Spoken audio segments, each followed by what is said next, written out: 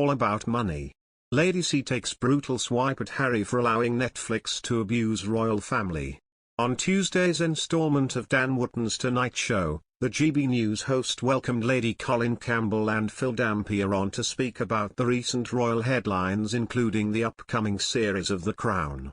With Netflix's show set to feature Princess Diana's interview with Martin Bashir, the panel discussed Prince William's pleas for it to be cut from the drama.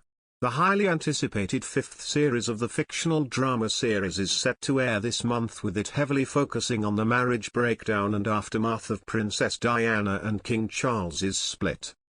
During the season, the late Princess of Wales' infamous interview with Martin Bashir that took place in 1995 will be portrayed across 2 episodes.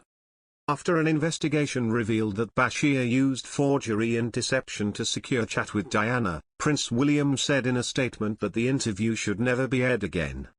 Despite the heir to the throne reportedly pleading that bosses of the show cut his mother's bombshell panorama interview, his wishes have reportedly been ignored.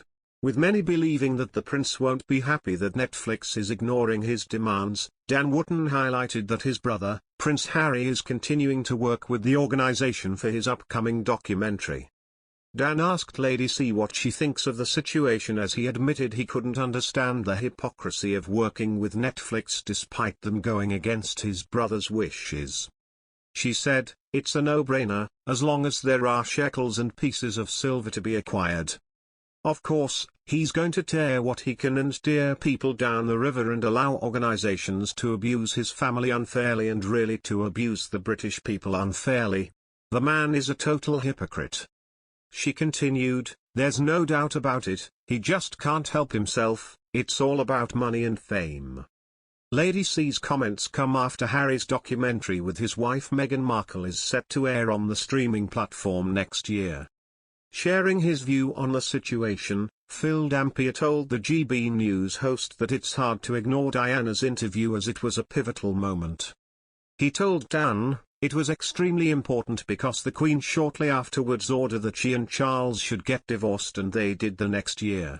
I don't really see how they can ignore it, so for once I think the Crown has got the right to go ahead with it, but obviously it's going to be distressing for William and I can sympathize with him." The fifth series, which will air on November 9th, will primarily focus on the royal split along with Charles' affair with Camilla Parker Bowles. Ahead of the January 2023 release of Prince Harry's highly anticipated memoir, Spare, royal expert Tom Bower boldly argued that the Duke of Sussex should be stripped of all royal titles due to the damaging nature of his predicted attacks and previous media appearances. In a segment of Good Morning Britain on October 31, Bower, who penned the 2022 tell-all book Revenge, Meghan, Harry, and the War Between the Windsors, asserted that both Harry and Meghan Markle are using their titles to boost their own popularity while simultaneously dragging the royal family through the mud. Their bombshell March 2021 interview was, as Bower argued, enough to cast the pair aside for good. Now, the hugely damaging CBS sit-down will be all but bolstered by Spare. I don't think they should be allowed to call themselves Duke and Duchess anymore, and I think the only way in which they can be undermined and reduced in importance in America is to say, well, if you think that of us, this is our family, this is Britain, then you don't need to keep your titles anymore, Bower argued on air. If they want to make their money out of trashing Britain, then why should they be recognized as the Duke and Duchess? Not everyone present on Good Morning Britain agreed with Bower's harsh assessment, however. Dr. Tessa Dunlop, whose book Elizabeth and Philip be dropping on April 4, 2023, pushed back on fellow author Bower, arguing that as someone who has profited from Harry and Meghan's exodus from the royal family, he should not be so quick to judge.